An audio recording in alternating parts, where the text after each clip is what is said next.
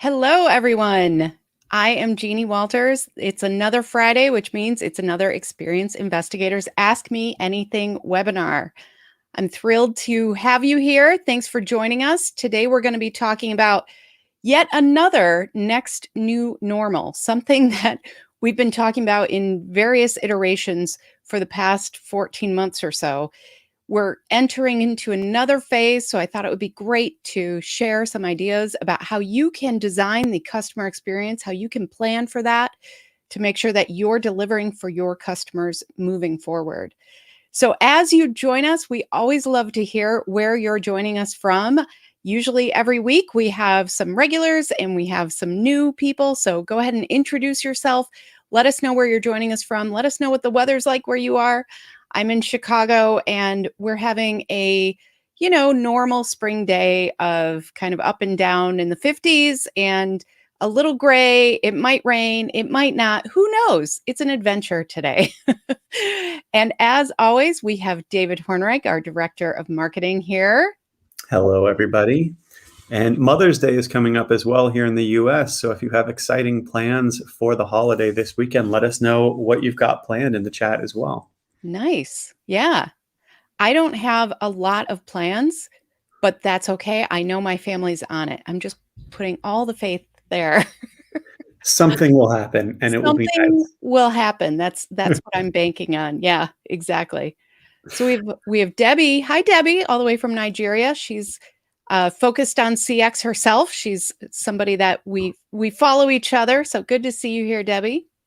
Yeah, good to see you, Debbie. And as the rest of the comments come in, I don't want to delay too long. So shall we dive into today's topic? Let's do it. Let's All do right. it. So when we are talking about the next normal, what I want everybody to understand is that, first of all, we know that everywhere is a little different right now. There are different levels of vaccine readiness, vaccine, distribution, things like that. So when we talk about the next normal, I really would love for you to think about this as what is the next normal where you are, and really focus on your customers, on your employees, and think about what they might be going through and some of the ways that we can support them. So, first of all, for those of you who don't know me, I am Jeannie Walters. I am CEO and founder of Experience Investigators. We help leaders who want to deliver amazing customer experiences for their customers that drive business results. And so we do this by coaching, by consulting, but we also, of course, do a lot of training and workshops and speaking. And so I really believe that when we are focused as leaders on our customers, and we also understand how that ties to business results, everything moves forward, everything gets a little better for everybody. So I've been doing this work for about 20 years. And I'm really excited to see you here because now more and more people are getting customer experience in their title, which is pretty exciting. So thanks for being here, and let's go ahead and dive in. So first of all, let's just talk about what we're talking about. In the next few months, we will see more change. And I think when we first started down this road, when we first were kind of encountered with this pandemic that we've been dealing with, everything shut down. It was in some cases a flip of the switch. One day we were at the office, the next day everybody was working at home. One day we were able to walk into the grocery store, the next day we had to order online and pick up curbside. So all of these shifts happened pretty dramatically and pretty quickly. And at the time, I remember a lot of the conversation was about, okay, how do we deal with this? How do we deal with these circumstances? And we rose to the challenge. A lot of organizations did amazing work around customer experience design so that they could continue to deliver to their customers during this time, and so that they could continue to include their employees and make sure their employees were safe and well during this time as well. When we thought about that next phase, that future state, a lot of organizations thought it was going to be another flip of the switch. They thought it was going to be, okay, when we come back, when things are back to normal. There were a lot of phrases like that we kind of leaned into. But really what we're seeing is that this will be phased approaches. This is going to be different in certain industries. And we also have to consider things that maybe we hadn't considered before we went down this path. Because as we offered different ways of doing business, customers, some of them said, you know what, I like this way better. I don't want to go back to the normal. And employees are also experiencing that. They're reporting that they don't want to necessarily go back to the workplace 5 days a week. So, how can we navigate all of these things? We have to really look into the crystal ball, make some predictions, as well as use certain tools so that we can really consider what is the best outcome for our customers, our employees, and ultimately our organization. And I've found this really interesting. When we are talking about both employees and customers, of course, we're talking about people. And most people during this time have been isolated. And so that is the opposite of what people with social anxiety, what it makes that worse, essentially. So people with social anxiety before the pandemic have actually experienced increased symptoms, and people who had never reported symptoms are now feeling that social anxiety about going back. And this is all about really understanding the new rules. When we don't understand the social contract that we have, when we don't understand if we're going into a workplace, how do we greet our fellow colleagues? What's acceptable? What's not? When we go into a social setting, are we shaking hands again? Are we, you know, interacting within a certain space range? What are the rules? And so, because the rules are constantly shifting right now, a lot of people are experiencing social anxiety about that. And so, I bring this up because it's really important to think about the comfort levels of both your employees and your customers. And they will be all over. There are certain people, I'm sure you all have friends and family that you're talking to, and some of them are saying, oh my gosh, I can't wait to go back. I can't wait to see people. I can't wait to be in a crowded room. And you've got other people who are confessing and saying, you know what, I've really liked this. This has served me really well. I don't mind being at home. And so we've got this full spectrum of people who are trying to navigate these new rules. And if we don't really proactively think about that and communicate that with our customers and employees, then that anxiety level is going to go further up and they're going to have more struggles moving forward. So when we design customer experiences, we have to really consider that spectrum of comfort. How can we provide comfort for that whole range of people and the anxiety that many, many, many of us are carrying around? And so this is about asking questions. This is about making changes that are both big and small. And so when we look at this, I want you to really think about what are some of the questions we didn't even know were going to happen. And the first one, I think, is how will customer preferences shape new practices? Because there are reports that some of the ways that we shifted the customer journey, customers are really enjoying. They like that. So if we just flip the switch and go back to the old way of doing things, that might not be serving them. We also want to think about what will happen to interactive parts of the retail journey. And I call out retail here, but this can apply in a couple different industries. You know, we've been talking about experiential sales for a long time. What that means is if you go into a mobile phone provider store, you are allowed to go around and check out the different phones, right? They're on the stands, you can play with them. What happens to those moments? Are those now off limits, or are there ways we can provide that interactivity in different ways? How will on-site meetings and interactions change? This is a big one. We really have to think about inside our organizations. If we always had a staff meeting where people were packed into a room, can we still do that? Should we still do that? How can we do that? What about real estate? What about those decisions we have to make? So it can feel a little overwhelming. And what I hope to do today is give you a few steps so that you can have the tools you need to succeed. So, one of the tools that we love is called service blueprinting. And I love it so much that I have a whole course on LinkedIn Learning. Go ahead and check that out. It's a very brief course, but it gives you all the steps to actually do this on your own. And so we've got the link right there. And so if you go to that link, you can sign up for the course. Again, very brief, but gives you some steps because this tool helps us think ahead in ways that other tools, even journey maps, don't. When we start with journey maps, we're starting with the customer's perspective and designing that. Service blueprinting drills down and figures out, what do we need to do on the inside of our organization? What processes and systems do we need to make sure are in place? How can we train our employees? All of those things. The service blueprint helps you figure that out, helps you plan for that. So when we talk about how service blueprinting can help you with what we're calling the next new normal, in a couple months, we'll probably have one that says the next, because this just keeps going. So we're going to talk about what is a service blueprint, how to build one, ways to use them. So when we jump into this, what is a service blueprint? It literally is a blueprint, just like you think about for architectural drawings. You know, the architectural drawings are there so that the engineers and the architects can really look at, okay, how are we actually going to build this thing?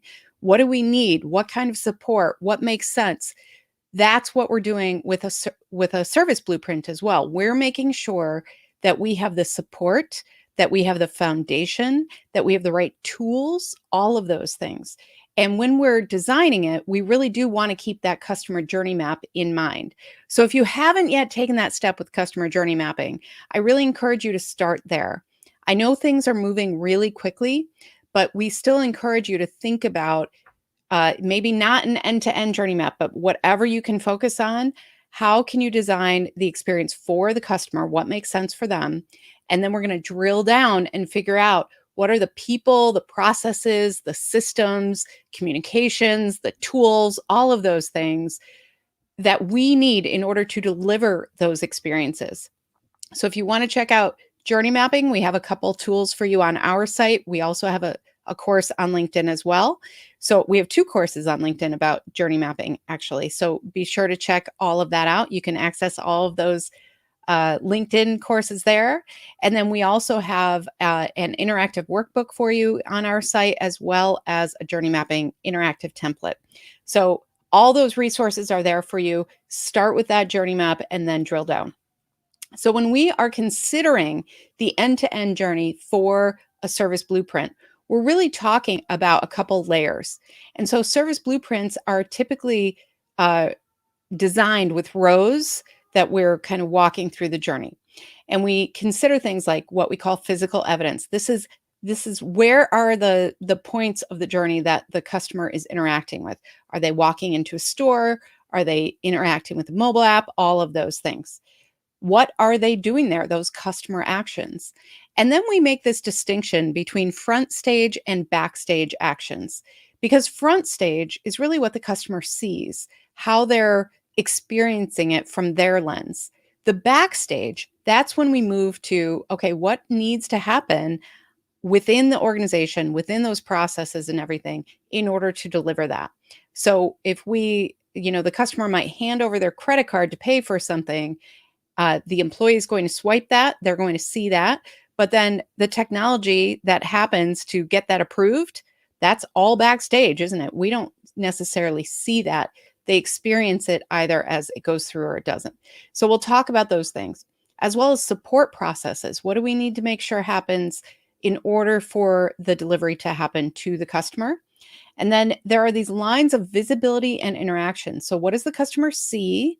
How do they interact? And then what has to happen below that? So I'm sure some of you have seen a diagram of an iceberg, and it shows just the very tip of the iceberg above the water, and then the huge ice underneath it that is really supporting it. That's exactly what we're talking about. The customers and their experience is really the tip of the iceberg. We have to consider it carefully. We have to get detailed about our mapping, and then we have to drill down and figure out, what do we need in order to do that? So here's a very high level, quick example. This is actually from my course on LinkedIn. And so you can see this when you take that course as well. We use an example called Jeannie's Gems. And I wish, right? Like that would be fun. So we had a jewelry store. And the idea is that if you think about what actually happens, you start seeing these different layers. So the physical evidence is, the shopping cart, the email, going to the store. Somebody's custom designing their gem jewelry here.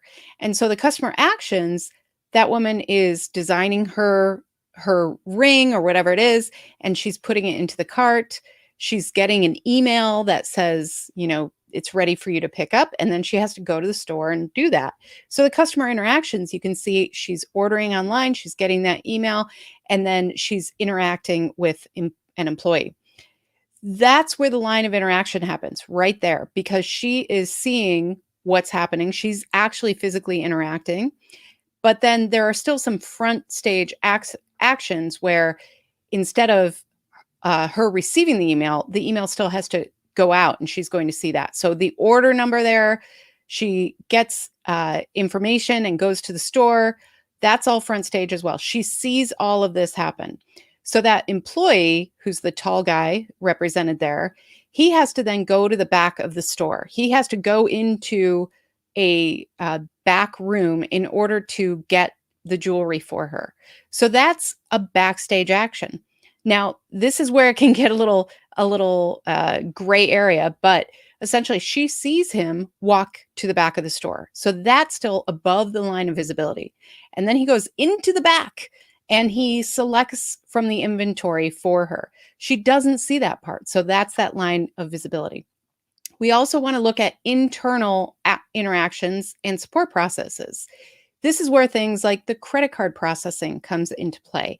This is where things like, before all of this happens, we need to actually have a jeweler create that for her, right? So when she is ordering here, a lot has to happen before she gets that confirmation that the piece of jewelry is ready for her. So this is a very high level example, but it gives you an idea of what you want to think through. You want to think through what's happening with the customer. What are they experiencing? What are the actions that they're taking? What are those front stage actions, meaning that we want to understand what the customer is seeing and experiencing from their perspective, but then there are things that happen in front of the customer that they're just observing. So what are those things and how can we make sure that those are happening in the correct way? And then we have those backstage actions. How do we need to train our employees to make sure they deliver? How do we make sure that our processes and our protocols and our systems are supportive of the customer journey? And then how do we make sure that, all those support processes, including technology and tools and everything else, how do we make sure that those are, doing what they need to do? Now, some people have asked me about this and said, well, I don't understand the technology of how a credit card is processed. And I say, yep, me too. I am not who you want programming anything. But what we need to make sure is that it is working and that we understand the flow of that journey for the customer and for our employees, so that if something does go wrong in that moment with that process, we understand where things are broken. We understand what we need to improve. So all of this can really help you think through, what is it like now for customers? And so when you are thinking through your own journey, I encourage you to think about, what are the changes that we need to make in order to serve our customers in a safe and healthy way? And what are the changes that our customers have gone through during this time?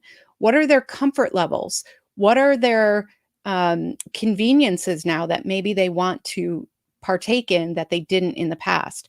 What are some of the ways that we've been serving them that they really seem to enjoy?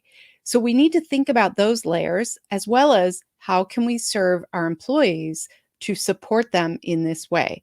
And that's why a blueprint can be so powerful. It forces us to really dig down and think about what is actually happening in the customer experience. So let's talk about ways to use a blueprint. First of all, you can use this to design delivering products and services in new ways. This is the perfect example for right now, because whether or not we think we're going straight back to the way things were, because customers have changed, their preferences may have changed, and because there might be certain protocols that we still need to adhere to, we want to make sure that we're designing the experience for that. Now, one of the things I've talked about in the past year is how we had to think through simple things that were kind of taken for granted before. For example, when people were going back to outdoor dining at restaurants and things like that, passing around menus just didn't feel right. We didn't want to do that. So a lot of restaurants started going to touchless things like you scan a QR code with your mobile phone and it actually will bring up the menu that way. So that's a great example of thinking through what do we need to do to make that happen. It's easy to say, yeah, let's have a code and that's what the customers will use and that's their experience. But what if they've never scanned a code before? What if you've never tried that technology before? What if you need to find a vendor for that?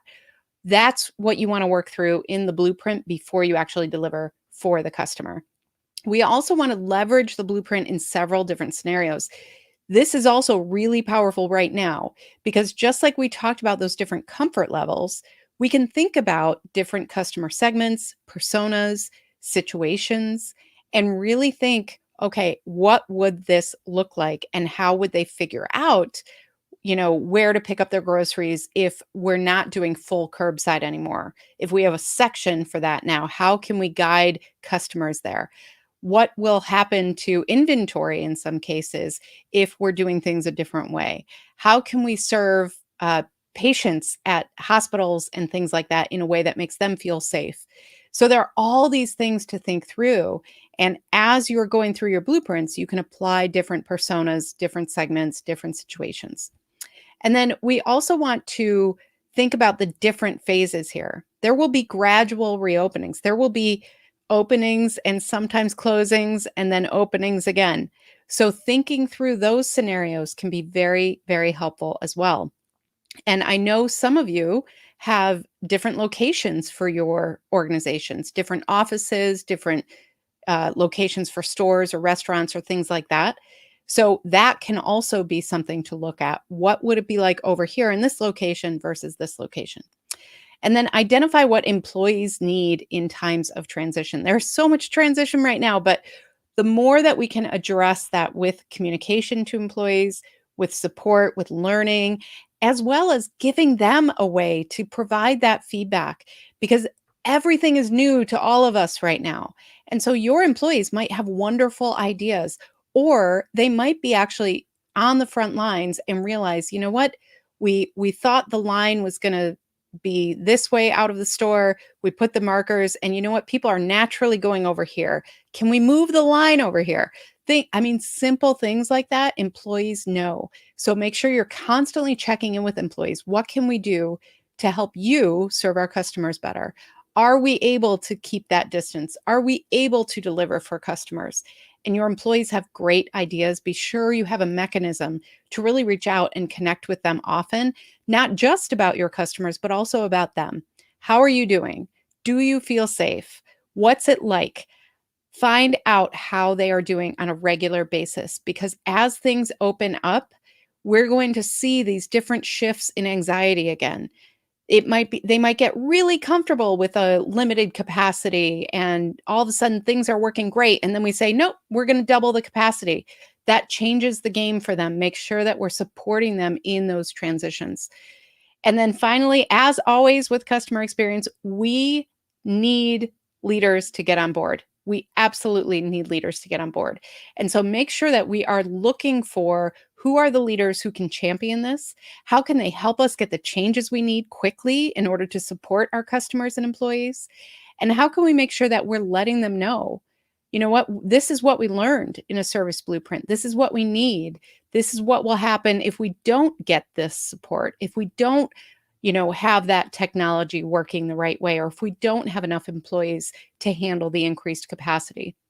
We need to constantly think ahead and predict both what the wins will be and what the losses will be if we don't actually invest in this, and if we don't take into account the whole ecosystem of customer experience, from the customer's journey all the way down to all these support processes. So I'm really curious what you're thinking at this point. So, did this spark any ideas about what you will specifically use and how you will enter into this next new normal? We're really curious about that. So, drop that into the chat. Also, this is an Ask Me Anything webinar, so I'm here for you. So, go ahead and ask any question about service blueprinting or whatever you want. And if you haven't already, we do have that service blueprinting course and some other courses on LinkedIn Learning. And of course, we are still in the middle of Year of CX, and that is our program to deliver tools to you throughout this year. We have lots of downloadables that you can take advantage of, including those journey mapping tools like the workbook and the interactive template. If you sign up at yearofcx.com, you'll receive all of those tools, as well as just communication about things like this. When we are providing anything that we do, you'll find out about. So at this point, I would love to open it up to questions and hear what you all are thinking about service blueprinting and this next new normal. And as the questions come in, I want to say hello to everybody who's commented. Saptarshi joining us on YouTube. Great to see Yay. you as always. S. Pearson also on YouTube says, hi, Jeannie. Hi. And, I don't know what the S stands for. Maybe Sarah? That's a guess. I'm not sure. But we're happy that you're here. Christina, Terry, Io, all joining us on LinkedIn. And then Gigi brings us a question from YouTube. Not really a question, but a comment that I think is worth touching on, even if it's not particularly pleasant to think about. Gigi says, this is a great topic, and then adds, we also need to have a plan to revert for when the next pandemic hits. And that is kind of a unfortunate reality, is like, we're not necessarily pandemic free or health issue free for all time now. So yeah, will companies have a better plan in place for if something like this happens again? Well, I think it's interesting because I just did a podcast this week where I was asked about crisis planning for CX. And that's essentially what we're talking about. It might not be a pandemic, but we've had a lot of severe weather events in the last few years that have knocked out regions and communities. And so we need to really think about these things before they happen. And I think one of the things we saw in 2020 was that the companies who had never thought about this stuff, they were really left flat-footed. They couldn't get their people online. They didn't know how to do these things. And when we look at how resilient and amazing so many leaders and organizations were, part of that was because they weren't thinking about this for the first time. Now, I don't think we can necessarily say that they were all thinking it was going to be a pandemic, but there is an investment to be made in long-term crisis management and making sure that we are proactive about thinking through that. And one of the things that I really believe too is that this year also taught us how important it is to be authentic and transparent with our customers. Because when we did have issues, we were all in this together. We were all in this together. And so when there was supply chain disruption and people couldn't get their materials to make certain products, the more transparent brands are about that, the more understanding customers are, the more they see what's happening. There are all sorts of things that were limited in some ways. They had to remove certain services from various places. Hospitals and places like that sometimes had to shift resources so that you couldn't just go get your annual physical on the day that you scheduled. I think by being transparent about, what, this is because we're serving this group, because we're doing this, people are much more likely to hear you when you've already been authentic with your customers. So make sure that when we think about crisis planning, when we think about those long-term issues, that we're modeling the behavior that we will need when we are asking customers to trust us. And that means being authentic, that means being transparent, that means communicating proactively. Because if your customer is never quite sure where they stand or where you stand, then it's going to be a lot harder to convince them, what, we're looking out for you, even if we're having these hiccups or even if we're in the middle of this crisis, than if they know that they have a trusting relationship with you and your brand. So be authentic throughout any journey, because that can really help you in times of crisis with your customers. Excellent. I want to say hello to a few more people who have joined. Abdul Salam, good to see you. Andrew, Lorena, Mindy says, hello, better late than never. Indeed. We're happy to have you anytime. I want to jump to a question from email. Mhm. And I think this is a really good question. When is the right time to try service blueprinting? Is it after we already have journey maps? Is it before? Could it be either? Yeah, so I like to do the journey map first because that helps us really focus on the customer. It helps us make sure that we are designing for their experience and not based on the processes that we already have. Because in any organization, it's so easy to slide back into that inside out thinking. And when you start with a service blueprint without knowing the customer's journey really well, what can happen is you start designing it based on the processes that you already know. And sometimes you have heard me say this before, but sometimes I call it journey mapping by org chart too, because we say things like, well, that's when the customer moves from this department to this department. And it's very easy to get stuck there if you don't spend some time shifting that mindset, making sure you're using that lens from the customer's experience. So that's why I like to start with customer journeys. I know that, it's easy to come across as a purist in customer experience, but in real life, sometimes we have really tight deadlines and we have to get things done and we have to respond and react. So if that's the case, and if you have to start with this service blueprint because you just have a problem to solve or you just need to figure this out, still spend time really focused on those top 2 layers of what is the customer really experiencing? What are they doing and what are they experiencing? What are they observing? Really step into their shoes as much as you can before you dig into the processes. So that's how I recommend it, but I also understand reality.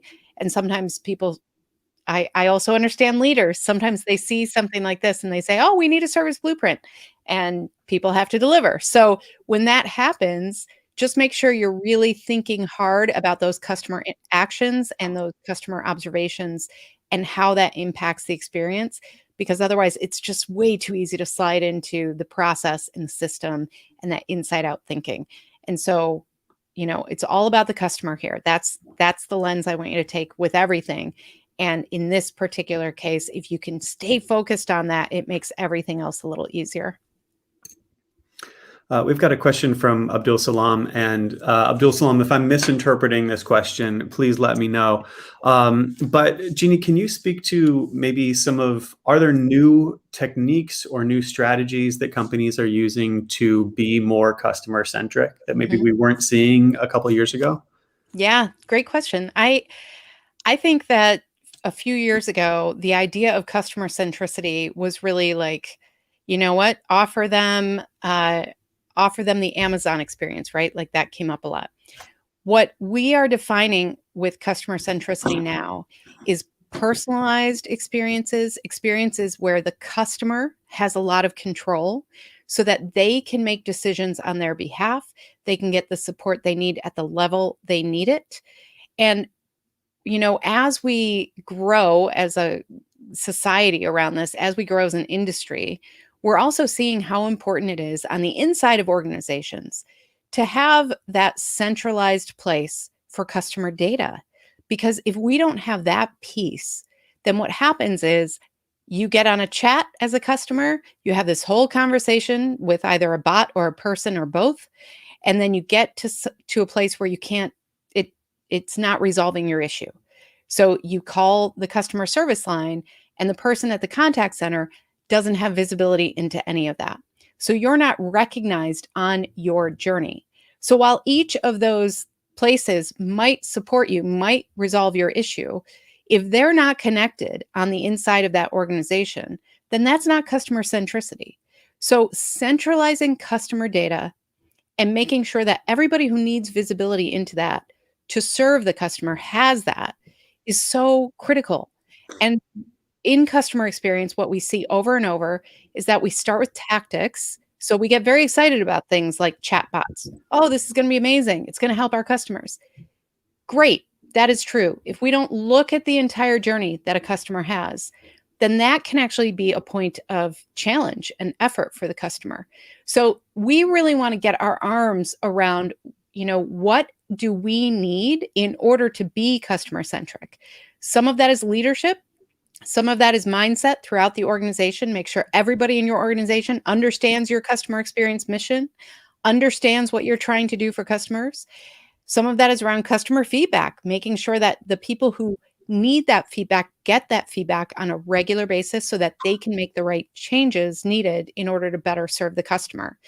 And a lot of that is around, I mean, perfect example for blueprinting too. A lot of that is around what are those data points, those processes, those technology and tools that we need to be customer centric. Because even the term omni-channel is a little outdated at this point. That we are all omni-channel. This is how we live. We do not decide I'm going to be an in-store customer or I'm going to be a digital customer. Customers don't think that way. So there is this kind of conversation happening about digital and trying to be digitally centric. That still isn't really how customers think. Customers are just trying to do their jobs. They're just trying to get something done. They're just trying to, pick up their groceries on the way home. So when we think about it in those terms, they don't see the distinction between I'm going to order my groceries on a mobile app and then I'm going to pull up to the store and get them. They don't think about it as two different channels. And so we need to make sure that everything we do in our organization really supports that idea, and that the leaders in our organizations are talking across functions, are making sure that those silos are broken down so that we can put the customer into the center of everything we do. And that means everything. That means the employee experience. That has to reflect what you want to do for the customers. You have to make sure that your hiring process, that your candidate process, that your uh, exit process for your employees, all of that supports the customer experience as well, because that's how you really make change. And that's how you become one of those organizations that we look at and we say, wow, they're doing it well because it's in their DNA. Well, that's not by accident, that's by design. And so we need to focus on the culture. We need to focus on the support processes. We need to make sure that we have those centralized places so that every single person in our organization can serve the customer in a way that is centered on them. That's a fun topic. I could go on and on. Yeah, that was inspiring stuff. I'm happy to report that we have solved the S. Pearson mystery. Oh, It stands for Soluria, which is a oh. lovely name, and I hope I'm not mispronouncing it. Soluria asks, she says, we were notified yesterday that we're going back on site June 1st after being virtual for a year. How Hmm. can I get leaders to listen to staff concerns about a quick turnaround? Wow. So I'm making an assumption here, but it sounds like everybody is asked to go back to the workplace on June 1st. And I think that's where some of those stats I shared earlier about social anxiety, that would be a great thing to share, because this is real. People are feeling really stressed out about this. And I would also say that there's data out there. I don't have it at my fingertips, but there is data out there reporting that a lot of employees are considering switching jobs based on this very question. If they have a comfort level of working at home, if people have been productive, they are asking for more of that because they're saying, you know what, it cut down on my commute time. It allowed me to be home for dinner with my family, whatever. So a lot of organizations are shifting now to, instead of, okay, everybody has to be here every day, to a 60% or, 2 days a week, 3 days a week, that type of thing. It's hard to navigate for leaders. And I totally understand this because, excuse me, if you are, trying to build a team and trying to build a culture, that's hard to do if you don't know who's going to be where when. So you need to put some guardrails and structures around it. But I believe that a lot of organizations are not coming back to exactly the way it was. So I would share those kind of macro stats with them and make sure they understand this isn't just your employees. And then I would also just ask very specific questions. What are the concerns? Is it about safety? Is it about socially distanced, scenarios? Is it about shared things? Whatever it is, get specific, because leaders sometimes are approached with kind of group concern and they're not defined. And so the more that you can define them for your leaders, then they're put in a position where they can answer very specifically.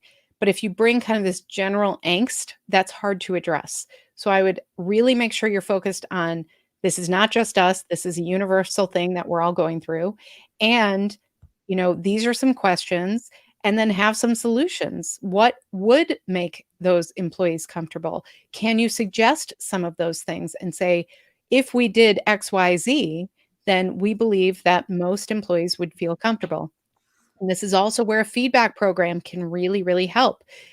Find out from your employees, survey them before, during, after, find out what those concerns are and keep responding to them. So if you don't have somebody in human resources or like a chief people officer, then working with whatever leader you think at that C-suite level will understand this and address it can be very helpful too. You do need leadership here, but I would encourage you to think about it kind of in those ways, and good luck. Yeah, good luck. I love that question. I mean, Mhm. it's a tricky situation. I would love to hear updates on how things go. Yep. And service blueprinting. I mean, you could do a very rough blueprint about this is what it's like today, this is where we want to go, this is what we need. And that way, that's very specific too, that they could reply to. Let's jump to a comment from Debbie. Debbie says businesses need to study CX patterns, wins and misses during the pandemic, and then create or update business continuity plans to include CX. I love Yes. that. Yes. And that's, I was using the term crisis management, and this is much better. Business continuity is the way to go because it really is about that. So I think that's a great, great point, Debbie. And I think as business people, we have often been trained not to think this way. And so adding customer experience to those continuity plans is so critical, but we haven't been taught that. Those plans are very focused on operations, very focused on the inside out. And so we as customer experience leaders anybody showing up here is a customer experience leader. And we have to constantly be the ones to say, how will this affect the customers? How will we plan for, their customer experience? And what do we need to do to support the journey that we've designed? And so that's all of our role here. When we see things like those business continuity plans that don't include customers, we need to ask those questions. So great point, Debbie. Thank you for bringing that up. So we've talked about a lot of concepts today. IO gives us an opportunity to wrap it all up in a nice summary with a bow. He says, so in summary, is it fair to say that service blueprinting identifies the processes and systems that support the customer journey? Yes, exactly. That's exactly right. And it really is about the employees. So what are their actions? What do we need to do to make sure that employees are acting and behaving in a way that supports the customer journey? What do they need? What do employees need as far as the tools, technology, processes, things like that, so that they can behave and act in that way? And then what are those support processes? What do we need to do to guarantee that the product's going to be on the shelf? What do we need to do to make sure that the technology works for the customer? All of those pieces as well. But that's a great way to summarize. So I think with that, any more questions, David? That's going to do it. I want to put the link back up for Jeannie's LinkedIn Learning courses. And if you are a LinkedIn Learning subscriber, you get access to all of these for free. If you've never been a LinkedIn Learning subscriber, they're offering a month for free when you sign up, and you can cancel at any time. So either way, it's very easy to get access to all of these, including the service blueprinting course for free. There we go. Yeah. Well, thank you, David. And thank you, everybody, for being here. It's always great to know that there are so many people around the world who are dedicated to this. And I am wishing you all the luck and energy you need in order to design these experiences for the next new normal. We are all going through this together. And so if you have questions, if you are trying new things, we want to hear about that. So make sure that you are reaching out and staying connected to us. Of course, I'm on LinkedIn here, YouTube, all those places. We also have accounts at Twitter and Instagram. And then don't forget to find those resources on our site at experienceinvestigators.com/resources, or sign up for our Year of CX at yearofcx.com. As always, I am thrilled you're here with me. The mission of my company is to create fewer ruined days for customers. And by being here and learning with me and then going back and taking the actions you do and fighting the good fight for your customers, you help me live my mission. So thank you so much for that. So we'll be back live or recorded next week, as always, with another one. Thanks for being here, everybody. Have a